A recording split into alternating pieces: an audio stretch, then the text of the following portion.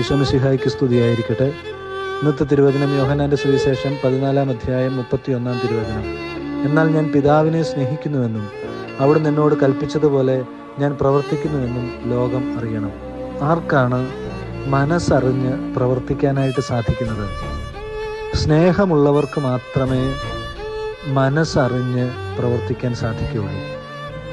പുത്രൻ തമ്പുരാന് പിതാവിൻ്റെ മനസ്സറിഞ്ഞ് പ്രവർത്തിക്കാൻ സാധിച്ചത് പിതാവിനോടുള്ള അഗാധമായ സ്നേഹത്തിൽ നിന്നാണ്. പലപ്പോഴും നമ്മുടെ ജീവിതയാത്രയിൽ നമ്മുടെ പ്രിയപ്പെട്ടവരുടെ സ്വർഗപിതാവിൻ്റെ മനസ്സറിഞ്ഞ് നമുക്ക് പ്രവർത്തിക്കാൻ സാധിക്കാത്തതിൻ്റെ കാരണം നമ്മൾക്ക് ഈ ആഴമായ സ്നേഹം നഷ്ടപ്പെട്ടു പോകുന്നത് കൊണ്ടാണ്.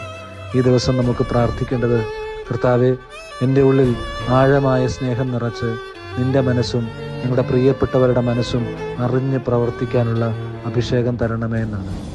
ഈശോ അനുഗ്രഹിക്കട്ടെ. ഈ ദിവസം നമുക്കതിൻ്റെ കൃപയ്ക്കായിട്ട് പ്രാർത്ഥിക്കാം.